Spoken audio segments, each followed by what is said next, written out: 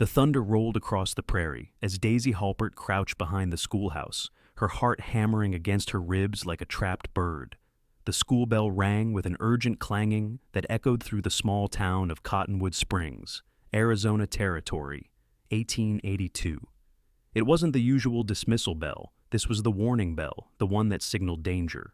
Daisy pressed herself harder against the weathered wooden boards, making herself as small as possible, clutching the worn leather satchel that contained the evidence that could send powerful men to the gallows. The sound of approaching hoofbeats made her breath catch. She closed her eyes, praying that whoever it was would pass by without noticing her hiding place. But the horse slowed, then stopped. Dust swirled in the late afternoon sunlight as boots hit the ground with a solid thump. "Miss Halpert?" a deep voice called out. "I know you're back there." Daisy froze. How did he know? She'd been so careful. "You've got nothing to hide from anymore," the man said, his voice closer now. "Sheriff Bradley's got Donovan and his men in custody. It's over." Slowly, Daisy peered around the corner of the schoolhouse. Through the settling dust stood Ethan Mackenzie, the ranch foreman from the Double M, his tall frame silhouetted against the setting sun. His hat was pushed back, revealing a face weathered by sun and wind, but with eyes that held a gentleness she hadn't noticed before. "How do I know I can trust you?" Daisy called, still not moving from her hiding place. Ethan took a step forward, then seemed to think better of it and remained where he was. "Because I was there, Miss Halpert. I was in the saloon when you found those ledgers. I saw what happened, and I rode straight to the sheriff while Donovan's men were searching for you." Daisy's mind raced. She'd only been in Cottonwood Springs for 3 months, taking over as the schoolteacher after Miss Winters had suddenly left town. She'd kept to herself, focusing on her 22 students and avoiding the complications that came with socializing in a small town. But then she'd stumbled upon those damning ledgers while returning a borrowed book to Mr. Donovan's office above the saloon ledgers that showed the cattle baron had been rustling stock and fixing prices for years. "They're really arrested?" she asked, still not fully convinced. Ethan nodded. "Sheriff's got them locked up tight. The federal marshal's been telegraphed. They'll be here by tomorrow's noon stage." Daisy stood slowly, her legs stiff from crouching. She still held the satchel close to her chest as she stepped out from behind the schoolhouse. "I have the proof here," she said, patting the satchel. "I figured as much," Ethan said with a slight smile. "You're braver than most men I know, Miss Halpert." The compliment brought an unexpected warmth to Daisy's cheeks. At 23, she'd spent most of her life avoiding attention, keeping her head down and her opinions to herself. Being called brave felt foreign, but not entirely unwelcome. "I just did what anyone would do," she said, brushing dust from her simple blue cotton dress. "No, madam," Ethan said, shaking his head. "Most folks would have looked the other way. Donovan's a powerful man in these parts." He gestured to his horse, a sturdy palomino that stood patiently nearby. "May I escort you to the sheriff's office? He'll want to see those papers." Daisy hesitated only briefly before nodding. As they walked through the town, she noticed how Ethan positioned himself between her and the boardwalk, as if to shield her from any potential threat. It was a small gesture, but it spoke volumes about the man's character. The sheriff's office was bustling with activity. Through the window, Daisy could see Sheriff Bradley at his desk, surrounded by papers. Inside the cells sat Donovan and 3 of his men, their expressions dark with anger. Ethan placed a gentle hand on her elbow. "You ready for this?" Daisy took a deep breath and nodded. "I've been ready since the moment I saw those numbers and realized what they meant." As they entered the office, Sheriff Bradley looked up, his weathered face breaking into a relieved smile. "Miss Halpert, glad to see you're safe." His eyes moved to the satchel in her hands. "Are those the ledgers?" She nodded and placed the satchel on his desk. "Everything's here, Sheriff. 3 years of falsified records, proof of cattle rustling, and evidence that Donovan's been threatening smaller ranchers into selling their land for a fraction of its worth." From his cell, Donovan lunged against the bars. "You'll regret this, schoolteacher. Nobody crosses Jacob Donovan and gets away with it." Sheriff Bradley slammed his hand on the desk. "That's enough out of you, Donovan."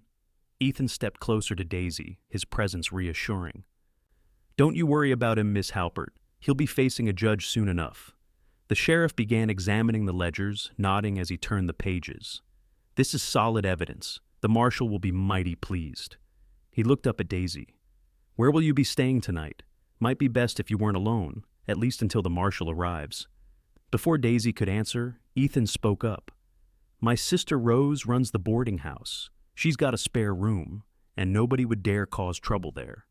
Sheriff Bradley nodded in approval. "Good thinking, Mackenzie. I'll have Deputy Collins keep an eye on the place tonight, just as a precaution." As they left the sheriff's office, the sun had fully set, painting the sky in deep purples and blues. The town was quieter now, most folks having retreated to their homes for supper. Daisy felt the weight of the day's events settle over her like a heavy blanket. "Are you all right?" Ethan asked as they walked toward the boarding house. "I will be," she said, wrapping her shawl tighter around her shoulders against the evening chill. "I just never expected to be in the middle of something like this. I came to Cottonwood Springs to teach, not to uncover corruption." Ethan chuckled. "Life has a way of taking unexpected turns. 6 months ago, I was just passing through looking for work. Now I'm foreman at one of the biggest ranches in the territory." "The Double M," Daisy said. "I've heard it's beautiful land." "It is. Old Man Morris runs a fair operation. He's one of the few who stood up to Donovan's price-fixing scheme." Ethan's voice held admiration for his employer. "You should see it sometime. The view from the North Ridge at sunrise, there's nothing like it in all of Arizona." Something in the way he described it made Daisy want to see that view for herself. It had been a long time since she'd allowed herself to appreciate beauty for beauty's sake. Since her parents' deaths 5 years ago, she'd been focused solely on survival, moving from town to town, taking whatever teaching positions were available. The boarding house appeared ahead, a 2-story building with warm light spilling from its windows. On the porch sat a woman with Ethan's same sandy-colored hair, though hers was pulled back in a practical bun. "Rose," Ethan called as they approached. "We've got a guest in need of a room." Rose Mackenzie stood, wiping her hands on her apron. Her friendly smile immediately put Daisy at ease. "So you're the brave schoolteacher everyone's talking about. Come in, come in. I've got stew on the stove and fresh bread just out of the oven." Daisy hadn't realized how hungry she was until the aroma of beef stew reached her. Her stomach growled audibly, causing both Mackenzie's siblings to laugh. "Sounds like I'm right on time with supper," Rose said, leading the way inside. The boarding house was clean and comfortable, with simple but well-made furniture. A few other boarders sat in the dining room, a young couple Daisy recognized as the new telegraph operator and his wife, and an older gentleman who worked at the assayer's office. "Everyone, this is Miss Halpert, our school teacher," Rose announced. "She'll be staying with us for a while." The other boarders nodded politely. And Daisy was grateful that Rose didn't mention the reason for her sudden arrival. News traveled fast in small towns, but there was no need to draw more attention to the situation than necessary. As they ate, Ethan told stories about life on the Double M Ranch, describing cattle drives and the characters who worked alongside him. Daisy found herself laughing more than she had in months, perhaps years. There was something about Ethan Mackenzie that put her at ease, despite the turbulence of the day's events. After supper, Rose showed Daisy to a small but clean room at the top of the stairs. "The washroom's at the end of the hall. Breakfast is at 6:30 sharp, but I'll keep a plate warm if you need to sleep in after today's excitement." "Thank you," Daisy said, genuinely touched by the woman's kindness. "I don't know how I'll repay you for this." Rose waved away her concerns. "Ethan thinks highly of you, and that's good enough for me. Besides, anybody who stands up to Jacob Donovan deserves a safe place to rest their head." After Rose left, Daisy sat on the edge of the bed, finally allowing the day's tension to release. She hadn't realized she'd been holding back tears until they began to fall. Not tears of fear or sadness, but of relief. For years she'd been running from memories, from attachment, from putting down roots. Maybe, just maybe, Cottonwood Springs could be different. A soft knock on the door roused her from her thoughts. "Miss Halpert, it's Ethan. Just wanted to check if you need anything before I head back to the ranch." Daisy quickly wiped her eyes and opened the door. "I'm fine, thank you." "Your sister has been very kind." Ethan nodded, but his eyes narrowed slightly as he noticed her reddened eyes. "You've had quite a day," he said gently. "But tomorrow will be better. The marshal will come, Donovan will face justice, and things will settle down." "Do you really think so?" Daisy asked, unable to keep the doubt from her voice. I do, he said with such conviction that she almost believed him. And I'll be back in town tomorrow to check on you, if that's all right. The idea of seeing him again brought an unexpected flutter to her stomach. That would be nice.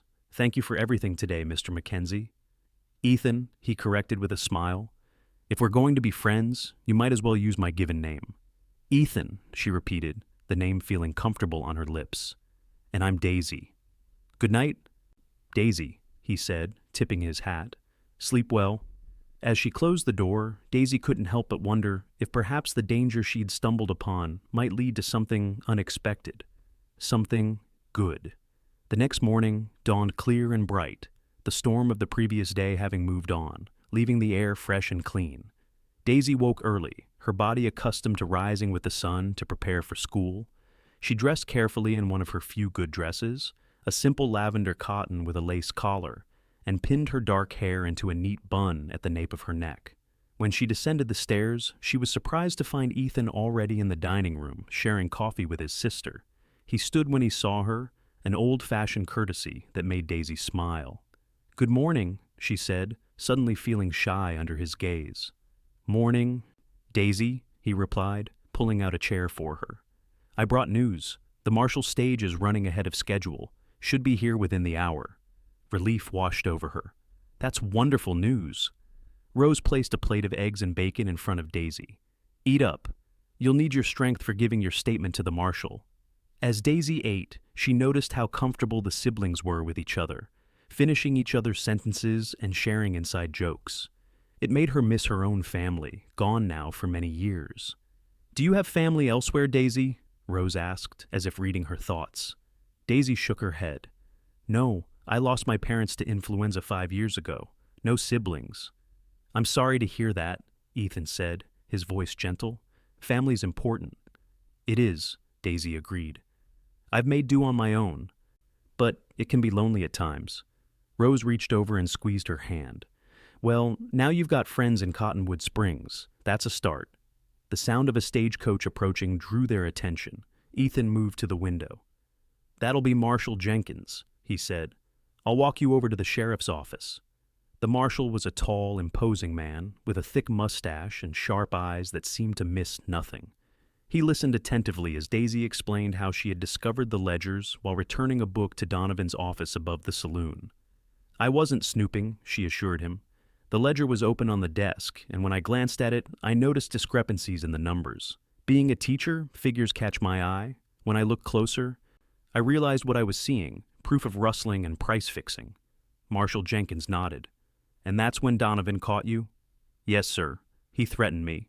Said no one would believe a schoolteacher over him. But I managed to grab the ledgers and run while he was calling for his men. The marshal examined the ledgers again, then looked up at Sheriff Bradley. This is solid evidence. Donovan and his men will be going to territorial prison for a long time. What about his associates? Ethan asked. Donovan has connections all over the territory. We'll be investigating those as well, Jenkins assured him. This kind of operation doesn't exist in isolation. After giving her formal statement, Daisy felt a weight lift from her shoulders. It was really over. Donovan would face justice. And she could return to her normal life, teaching the children of Cottonwood Springs, and perhaps building a future for herself in this dusty frontier town. As they left the sheriff's office, Ethan suggested they walk to the schoolhouse. School's been canceled today, but you might want to check on things before classes resume tomorrow. The schoolhouse stood quiet and empty, the playground deserted without the usual sounds of children laughing and playing. Inside, everything was as Daisy had left it the day before, spelling words still written on the blackboard, books neatly arranged on shelves, a map of the United States pulled down for the geography lesson she'd been planning to give. It's a good school, Ethan commented, looking around. You've made it welcoming? Daisy smiled, running her hand along one of the student desks. I try. Many of these children come from hard-working families that don't have much in the way of books or educational materials at home. I want school to be a place they look forward to coming. From what I hear around town, the children adore you, Ethan said. Old Man Morris's grandchildren go hear the twins. He says they come home bursting with stories about Miss Halpert this and Miss Halpert that. The compliment warmed Daisy's heart. The Morrison twins are bright children. All my students are special in their own ways. Ethan leaned against the teacher's desk, studying her with interest. How did you end up in Cottonwood Springs? It's not exactly on the main route. Daisy hesitated, then decided honesty was the best approach. I saw the advertisement in a Denver newspaper. The position offered housing and decent pay.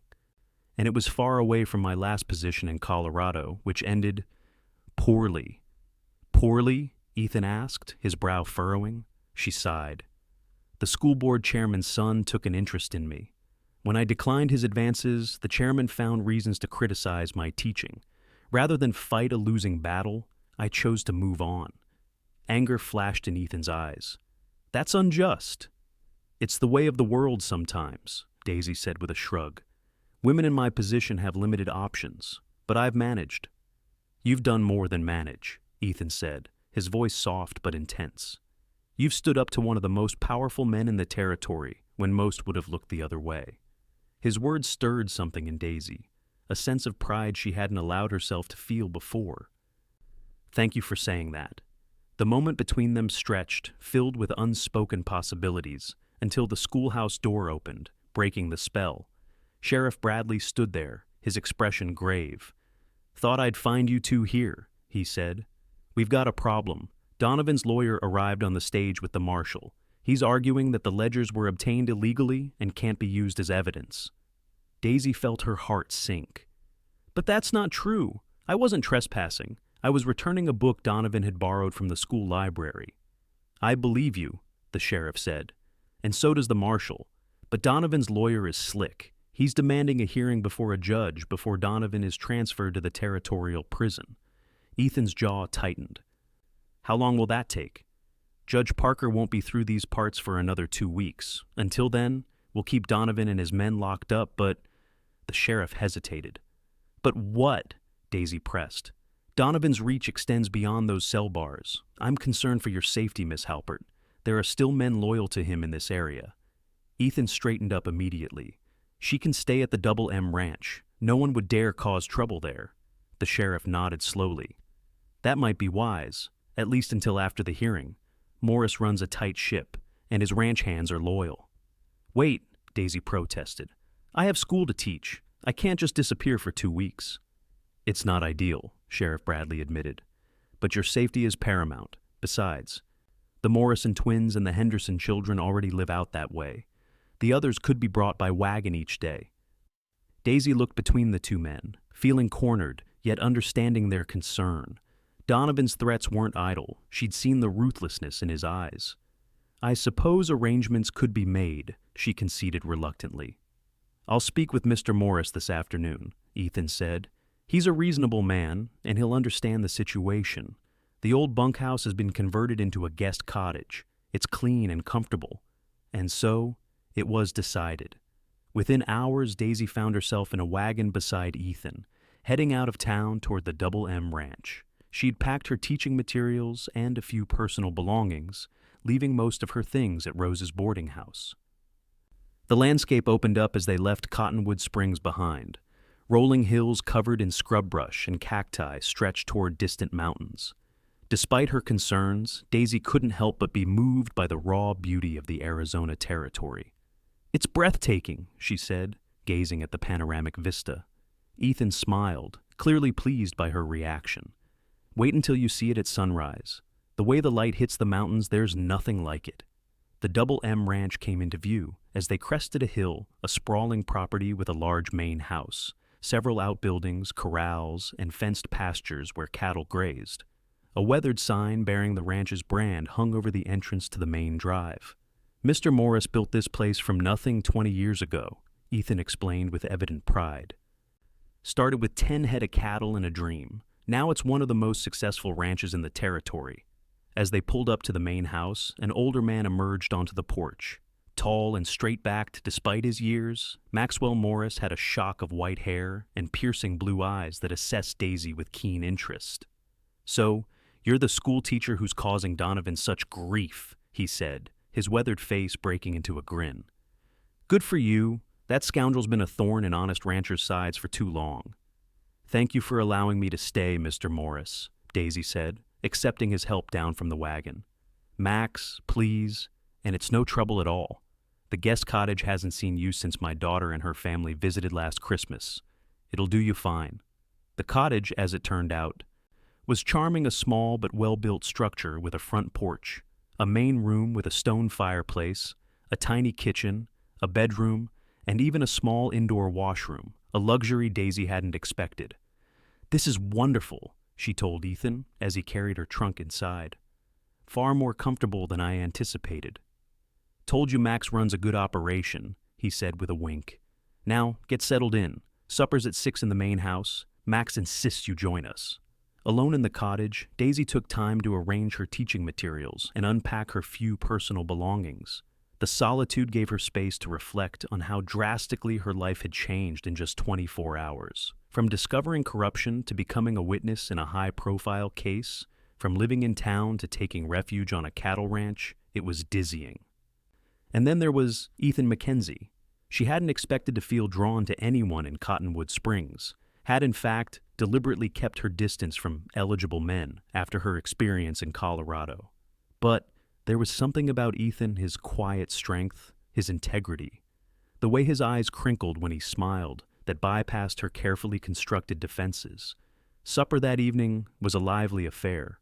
Besides Max and Ethan, there were several ranch hands and the cook, Mrs. Figueroa, a plump, cheerful woman whose enchiladas were the best Daisy had ever tasted. "Tomorrow we'll set up the old storage room next to the bunkhouse as a temporary classroom," Max announced as they ate. "I've already sent word to the families between here and town. The children will start arriving around 8. Daisy was touched by how thoroughly they'd planned for her unexpected arrival. "That's very kind of you. I wouldn't want the children's education to suffer because of this situation." "Education's important," Max said firmly. "My late wife was a teacher before we married. She'd approve of what we're doing." After dinner, Ethan walked Daisy back to the guest cottage. The night was clear, stars brilliantly visible in the vast sky above. The air held a slight chill, and Daisy wrapped her shawl more tightly around her shoulders. "Cold?" Ethan asked. "A little. It's different out here than in town. More open." "That's what I love about it," Ethan admitted. "The space to breathe, to think." They reached the cottage, and Daisy paused before going inside. "Thank you again for everything you've done. I don't know what would have happened if you hadn't found me behind the schoolhouse yesterday." Ethan's expression grew serious. "I'm just glad I was in the right place at the right time." He hesitated, then added, "I've admired you since you came to town, you know. The way you took those children under your wing, especially the Martinez boy everyone else had given up on." Daisy felt her cheeks warm at his words. Miguel just needed patience and a different approach to learning. He's actually quite bright. "You see the best in people," Ethan said softly. "It's a rare quality."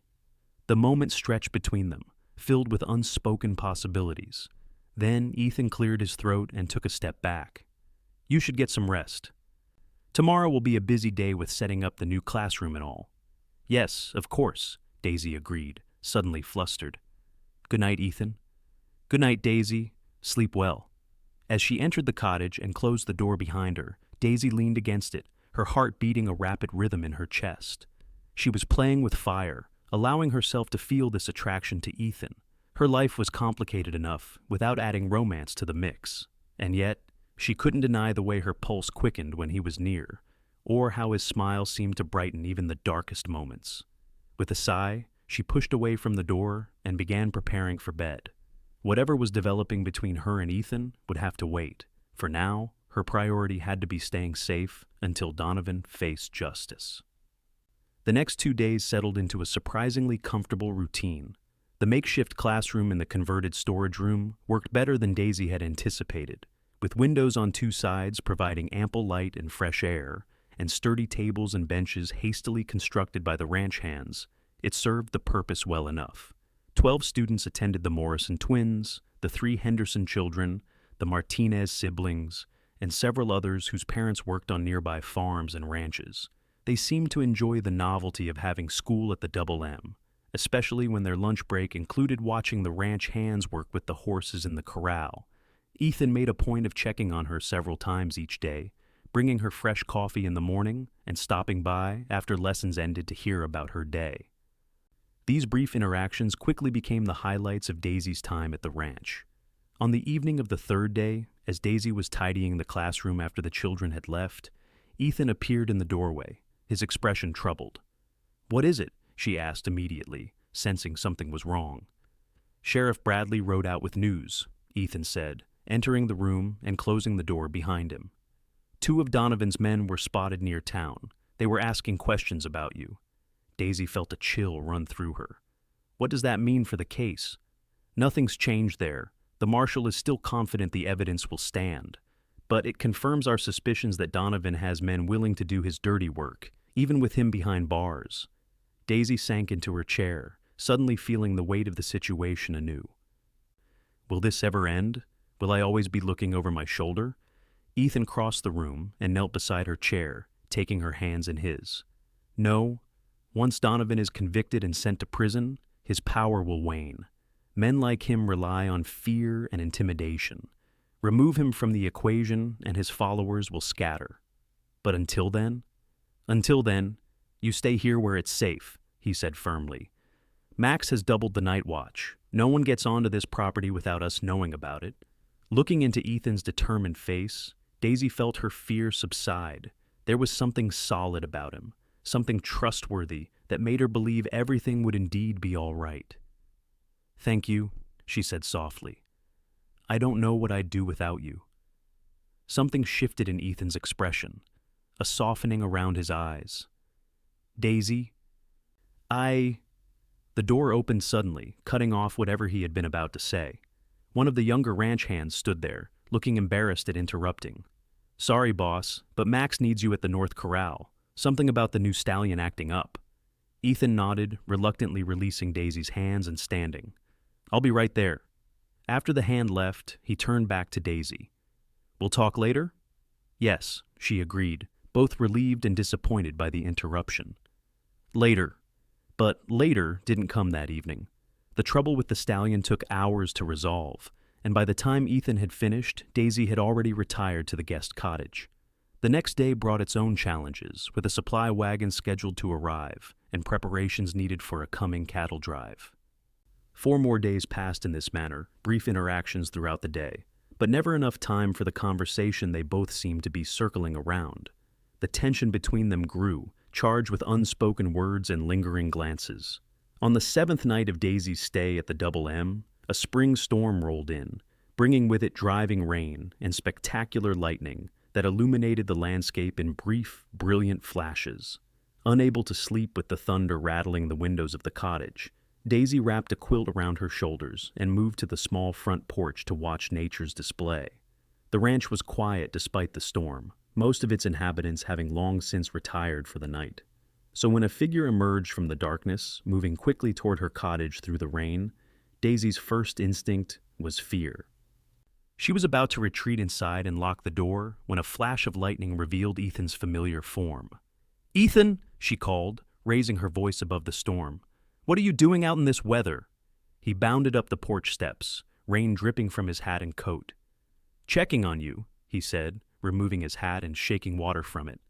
"Storms like this can be unsettling if you're not used to them." The thoughtfulness of his gesture touched her. "I'm fine. Actually, I've always loved storms. There's something exhilarating about them." Ethan smiled, seeming to relax. "I feel the same way. The raw power of it reminds you that, for all our civilization, nature still has the upper hand." "Exactly," Daisy agreed, pleased that he understood. She gestured to the other chair on the small porch. "Join me?" "Unless you need to get back." "No place I need to be," he said, settling into the chair beside her. They sat in comfortable silence for a while, watching the lightning dance across the distant mountains. "I've been meaning to talk to you," Ethan finally said, his voice low and earnest. "But the timing never seems right." Daisy's heart quickened. "What about?" He turned to face her, his expression serious in the dim light. "About what happens after all this is over, after Donovan's trial." "Oh," Daisy tried to keep her voice steady, though her pulse was anything but. "I know you came to Cottonwood Springs looking for a fresh start, a place to put down roots after moving around so much. He paused, choosing his words carefully. I'm hoping that's still what you want.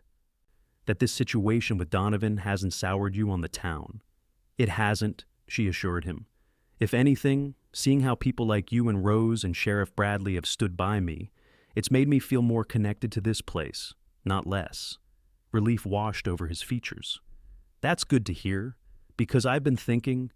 He broke off as a particularly loud crack of thunder shook the cottage. Maybe we should continue this conversation inside? Daisy nodded, suddenly nervous about what he might say next. They moved into the small main room of the cottage, where a low fire still burned in the fireplace, casting a warm glow over the simple furnishings. Ethan stood near the fire, his tall frame silhouetted against the flames. Daisy, I've never been a man of many words. I believe actions speak louder. But some things need saying out loud. He took a step toward her, closing the distance between them. From the moment I saw you standing up to Donovan in that saloon, I knew you were different. Brave in a way few people are.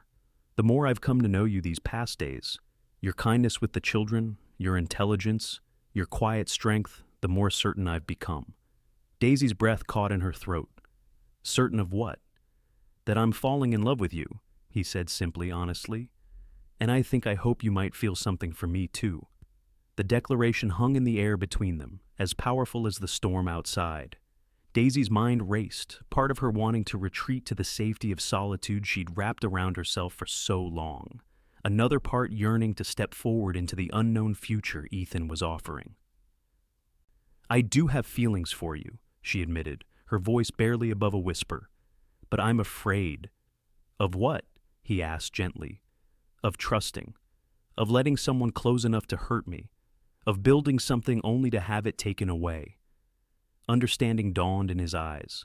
Because of your parents, because everyone you've loved, you've lost. She nodded, tears threatening. It's easier to keep moving, to never put down roots deep enough to be painful when torn out. Ethan took another step closer, close enough now that she could feel the warmth radiating from him. What if I promised you wouldn't have to face loss alone ever again? That whatever comes, good or bad, we'd face it together. Can anyone really promise that? I can promise to try, he said earnestly. To be there every day, through whatever life brings. That's what love is, isn't it? Not the absence of storms, but having someone to weather them with. The sincerity in his voice, the steadfast look in his eyes, they broke through the last of Daisy's resistance. She reached out, placing her hand on his chest, feeling his heart beat strong and sure beneath her palm. Yes, she said. That's exactly what love is. Ethan's hand covered hers, warm and calloused from hard work. With his other hand, he gently tilted her chin up, bringing their faces closer. May I kiss you, Daisy Halpert?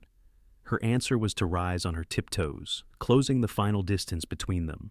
Their lips met in a kiss that felt like coming home after a long journey, tender at first, then deepening as Ethan's arms encircled her waist, drawing her closer.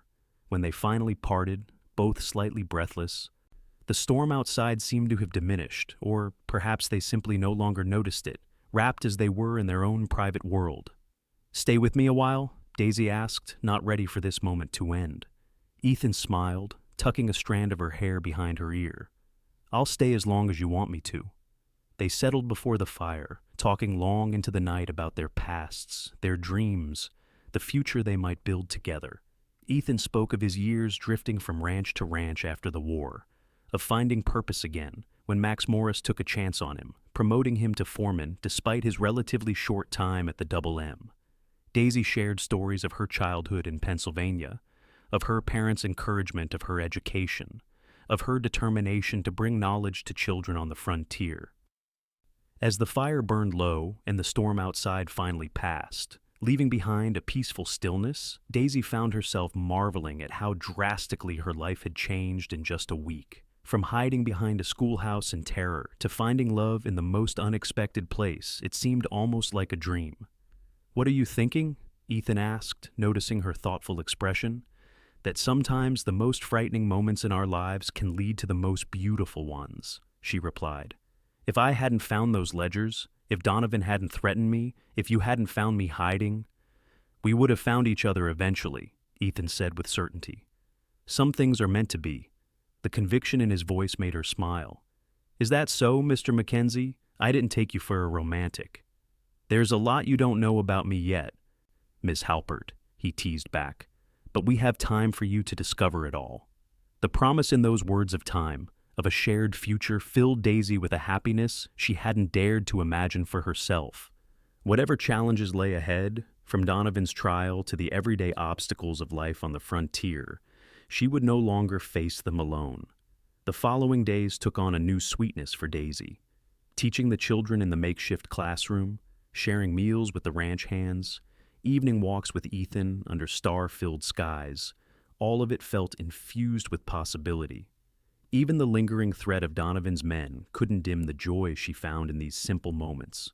Word came from town that Judge Parker would arrive in 3 days' time for the hearing. Marshal Jenkins had gathered additional evidence against Donovan, strengthening the case. Sheriff Bradley reported that Donovan's lawyer was growing increasingly desperate, a good sign for their side. On the day before the judge was due to arrive, Ethan took Daisy riding to the North Ridge he had spoken of when they first met. The view was everything he had promised, rolling grasslands stretching toward mountains, painted in shades of purple and blue. The morning sun casting long shadows across the landscape. "It's magnificent," Daisy said, taking in the panorama before them. "I've never seen anything like it." "This is my favorite spot on the ranch," Ethan admitted. "I come up here to think, to remind myself of the bigger picture when daily problems seem overwhelming." They dismounted and Ethan spread a blanket on a flat rock overlooking the valley. From his saddlebag, he produced a small package wrapped in brown paper. "I have something for you," he said, suddenly looking nervous. Daisy sat beside him on the blanket, curious. "What is it?" He handed her the package. "Open it." Inside was a small leather-bound book with blank pages, a new pencil, and a carved wooden bookmark in the shape of a flower. "It's beautiful," Daisy said, running her fingers over the soft leather cover. "But what's it for?" "I noticed you writing in a journal the other night," Ethan explained. "You mentioned your old one was nearly full. I thought you might like a new one to start your new chapter here." The thoughtfulness of the gift brought tears to Daisy's eyes. No one had paid such careful attention to her needs and wants in a very long time. "Thank you," she said, squeezing his hand. "It's perfect." Ethan looked relieved, then nervous again, as he reached into his pocket. "There's something else, something I want to ask you." From his pocket, he withdrew a simple gold ring with a small pearl set in the center. "This was my mother's," he said, holding it up so it caught the morning light. "She gave it to me before she passed, said I should give it to the woman I wanted to spend my life with." Daisy's breath caught as she realized what was happening. "I know it's fast," Ethan continued, his voice steady despite the emotion behind it. "We've only known each other a short time, but some things you just know, deep in your soul. And I know that I love you, Daisy Halpert. I know that I want to build a life with you, whether that's here or wherever your teaching takes you." He took her hand in his. "Will you marry me? Will you be my wife, my partner, my home?" Tears spilled down Daisy's cheeks as joy welled up within her. "Yes," she whispered, then more strongly, "Yes, Ethan, I will marry you." His face broke into a radiant smile as he slipped the ring onto her finger. It fit perfectly, as if it had been made for her all along. When he kissed her, it felt like a promise, a beginning, a future unfolding before them. They rode back to the ranch in a bubble of happiness, making plans for their life together. Ethan would continue as foreman at the Double M, and Daisy would keep teaching at the schoolhouse in town. They would build a small house halfway between, a home of their own where they could start a family. As they approached the ranch, however, their bubble burst at the sight of a rider coming hard toward them from the direction of town. Ethan's hand moved instinctively to the rifle in his saddle holster, but he relaxed when he recognized Deputy Collins. "Mackenzie," Collins called as he drew closer. "Miss Halpert, thank goodness I found you." "What is it?" Ethan asked, instantly alert. "Has something happened?" Collins reined in his horse, breathing hard. "Donovan's escaped." Daisy felt the blood drain from her face. "How? When?" "Last night," Collins explained between gulps of air. "His lawyer brought him dinner, must have smuggled in a key somehow. They overpowered Sheriff Bradley when he was checking the cells. took his gun and horse. "Is the sheriff all right?" Ethan demanded. "Knocked out cold, but he'll live. He sent me to warn you right away." Donovan was ranting about the schoolteacher who ruined him before he escaped. "Sheriff thinks you're in danger, Miss Halpert." Ethan's expression hardened. "Let's get back to the ranch. We'll need to tell Max and set up a guard rotation." As they rode the remaining distance to the main house, Daisy tried to process this new development. Just when everything had seemed to be resolving, just when she had found happiness and a future with Ethan, danger had returned. Max Morris took the news grimly, immediately ordering all the ranch hands to arm themselves and establishing patrols around the property. The women who worked in the main house were sent to stay together in the cook's quarters, with armed men posted outside. Daisy was to remain in the guest cottage, with Ethan and 2 other trusted hands keeping watch. "Do you think he'll really come here?" Daisy asked Ethan as he checked the windows of the cottage, making sure they were securely latched. "I don't know," Ethan admitted. "But if he does, he'll find we're ready for him. The Double M isn't an easy target, and Donovan's a wanted man now. He can't show his face in any town for 100 miles. Despite his reassurances, Ethan insisted on staying in the cottage with her that night, sleeping on a bedroll near the door while she took the bedroom. It was a comfort to know he was close. Yet Daisy found sleep elusive. Every sound made her start the wind in the trees, a distant coyote's howl, the occasional movements of the guards outside. Dawn came after what felt like the longest night of her life. Ethan made coffee, and they sat together at the small table, both tired but alert. "What happens now?" Daisy asked, cradling her cup for warmth. "We wait," Ethan said simply. "Sheriff Bradley and Marshal Jenkins will organize a search party. They'll find Donovan eventually. Men like him make mistakes when they're desperate. And until then, do we just hide away, letting him dictate our lives?" Ethan reached across the table, taking her hand in his. "No, we live our lives as best we can, taking reasonable precautions. The children still need their teacher. The ranch still needs running. And we," he smiled, lifting her hand to kiss the ring on her finger, "still have a wedding to plan." His words reminded her that even in this moment of uncertainty, they had something precious to look forward to, something worth protecting. The day passed tensely but without incident. The children's lessons were canceled as a precaution, with notes sent to their families explaining the situation.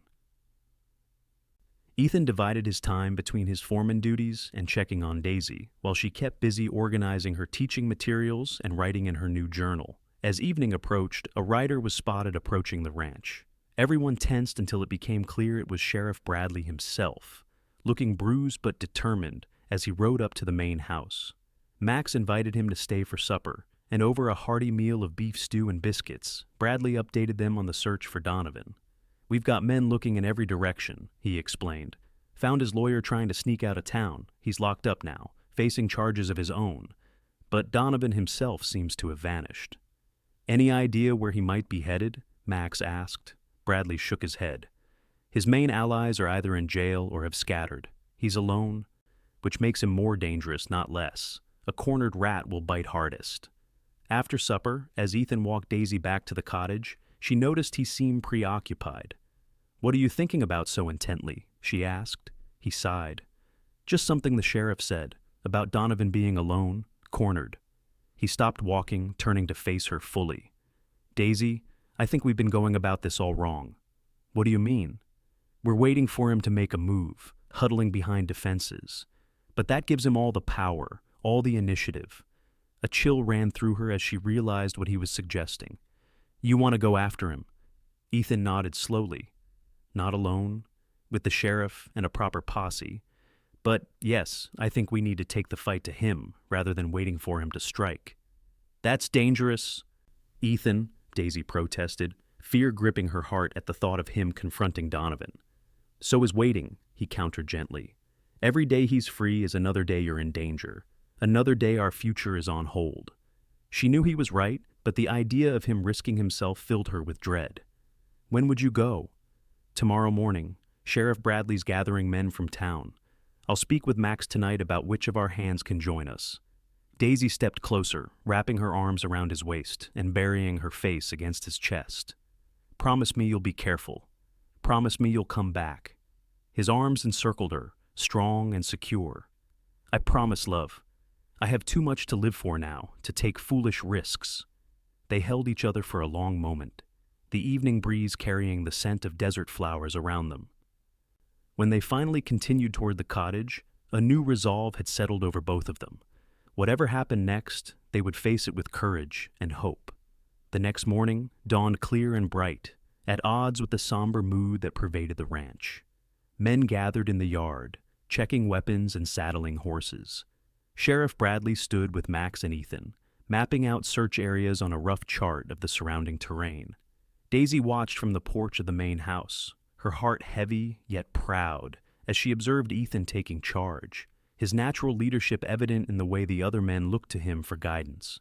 This was the man she had agreed to marry, brave, competent, and dedicated to protecting not just her, but everyone under his care. As the posse prepared to depart, Ethan broke away from the group and approached her. He was fully armed, with a rifle in a saddle holster and a revolver at his hip, yet his expression was gentle as he reached for her hands. "We'll be back by nightfall," he promised. "Sheriff thinks Donovan might be hiding in the old mining camps in the hills to the east. We'll start there." "Be careful," Daisy urged, squeezing his hands. "Don't take unnecessary risks." He smiled, bringing her hands to his lips for a brief kiss. "No risks, just justice, so we can start our life together properly." With that, he mounted his horse and rejoined the posse. Daisy watched them ride away, a line of determined men disappearing into the distance, carrying with them her hopes and fears. The day stretched endlessly before her. To keep busy, Daisy offered to help Mrs. Figueroa with baking, then assisted Rose, who had ridden out from town to check on her brother and future sister-in-law, with mending, but her mind kept straying to Ethan and the others, wondering what they might be facing in those distant hills. As the sun began its descent toward the western horizon, Daisy found herself on the porch again, eyes fixed on the eastern trail. They should be returning soon if Ethan had been right about making it back by nightfall. The sound of approaching horses made her heart leap, but as the riders came into view, she could see immediately that something was wrong. There were fewer men returning than had set out, and they were riding slowly, solemnly. Fear clutched at Daisy's throat as she scanned the group for Ethan. Relief flooded her when she spotted him near the front, physically unharmed from what she could see. But his expression was grim as he dismounted and strode toward her. "What happened?" she asked, rushing to meet him. "Is everyone all right?" Ethan pulled her into a tight embrace before answering. "We lost Deputy Collins. Donovan ambushed us at Jenkins Gorge, had the high ground and the element of surprise." Horror washed over Daisy. "Oh no, poor Deputy Collins. Did you—" She couldn't finish the question. "Donovan got away," Ethan confirmed, his jaw tight with anger and disappointment. "We wounded him, I'm sure of it. But he knows that country better than we thought. Disappeared into the rocks like a ghost." Max had joined them, his weathered face solemn as he listened to Ethan's report.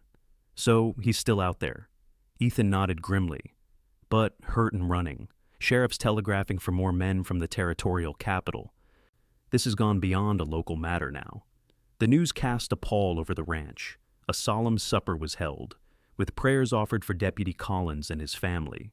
Plans were made to continue the search the following day, this time with more men and better preparation for Donovan's tactics. That night, as Daisy and Ethan sat before the fire in the guest cottage, a heavy silence hung between them. The day's events had brought home the reality of the danger they faced, the real cost that could be exacted from those they cared about. "I keep thinking about Mrs. Collins," Daisy said softly. "She has 3 young children. What will she do now?" "The town will take care of her," Ethan assured her. "It's how communities survive out here. We look after our own." Daisy nodded, finding comfort in his words. It was true she had seen the way Cottonwood Springs rallied around those in need, how neighbors supported each other through hardship. It was one of the things she had come to love about life on the frontier, despite its challenges. "Do you ever regret staying in one place?" she asked Ethan. "After years of moving around, doesn't it sometimes feel confining?" He considered her question seriously before answering. "Sometimes I miss the freedom of the trail, the new horizons. But what I've found here, purpose, community, you that's worth putting down roots for." His answer resonated deeply with Daisy. She had spent years avoiding attachment, moving from town to town at the first sign of complication. But here in Cottonwood Springs, despite the current danger, she had found something worth staying for, worth fighting for.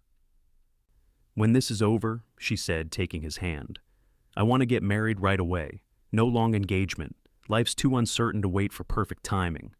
Ethan's face softened with love. "As soon as Donovan's captured, we'll make it official. Rose can help with the arrangements. Nothing fancy, just us and the people who matter to us." They sealed this new plan with a kiss, finding comfort and hope in each other despite the shadow that still hung over them. The next morning brought unexpected news. A messenger arrived from town. At first light, Donovan had been spotted near the widow Parker's farm, 5 miles south of Cottonwood Springs. He had tried to steal a horse, but had been driven off by the widow's shotgun. The trail of blood indicated his wound was serious. "He's desperate," Sheriff Bradley said, as they gathered to discuss this development. "Making mistakes. That's good for us, bad for him."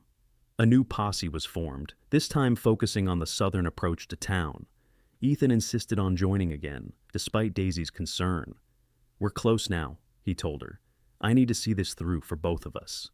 She understood, though it didn't ease her worry as she watched him ride out once more. This time, Max insisted she remain inside the main house rather than the more isolated cottage, a precaution that seemed wise given Donovan's increasingly erratic movements. The day passed in tense waiting. Daisy tried to distract herself by helping with household chores and playing checkers with Max, who proved to be a surprisingly challenging opponent. As evening approached with no word from the posse, her anxiety grew. They might have had to track him farther than expected, Max reassured her as they sat down to supper. "Ethan knows what he's doing. He'll be fine." Just as they were finishing their meal, the distant sound of galloping hooves sent everyone to the windows. A single rider was approaching at speed, and even in the fading light, Daisy recognized Ethan's silhouette. She rushed outside, heart pounding. Ethan dismounted in a fluid motion, his face flushed with exertion and excitement. "We got him," he announced breathlessly. "Cornered him in an abandoned barn near the Parker place. He's in custody, headed for the territorial prison as we speak." A cheer went up from the assembled ranch hands. Max clapped Ethan on the shoulder, his usually stern face breaking into a wide grin. "Well done, son." "Well done indeed." Relief washed over Daisy in a dizzying wave. It was over, finally, truly over. She moved forward into Ethan's waiting arms, not caring about the dust of the trail that covered him, or the audience of smiling ranch hands around them. "You're safe," she whispered against his chest. "And it's finished."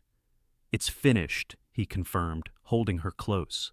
"And now, our life together can begin." The days that followed were a whirlwind of activity. Word came from town that Judge Parker had arrived and processed the charges against Donovan and his men. With the additional evidence of the jailbreak and Deputy Collins' death, Donovan was sentenced to 20 years in the territorial prison, effectively ending his reign of terror over Cottonwood Springs. Life gradually returned to normal. Daisy resumed teaching at the schoolhouse in town, no longer jumping at every sound or glancing over her shoulder. The children were delighted to have her back, full of questions about her adventure at the Double M Ranch. Meanwhile, preparations for the wedding moved forward with surprising speed. Rose took charge of organizing the ceremony, which would be held in the town's small church. Max insisted on hosting the reception at the main house of the Double M, an offer Ethan and Daisy gratefully accepted. As the wedding day approached, Daisy found herself reflecting on the strange path that had led her to this moment. From discovering those damning ledgers to hiding behind the schoolhouse when the warning bell rang. From hearing Ethan's reassuring voice telling her she had nothing to hide from anymore, to falling in love amidst danger and uncertainty, it had been an extraordinary journey. The morning of the wedding dawned clear and beautiful, with a crispness in the air that hinted at the coming fall. In Rose's room above the boarding house, Daisy stood still as her future sister-in-law arranged a circlet of wildflowers in her dark hair. "There," Rose said, stepping back to admire her handiwork. "Simple but lovely, just like you." Daisy smiled at her reflection in the mirror. Her wedding dress was not elaborate, a cream-colored gown with delicate lace trim that Rose had helped her find in the town's general store. But she felt beautiful in it, and more importantly, she felt like herself, the woman Ethan had fallen in love with.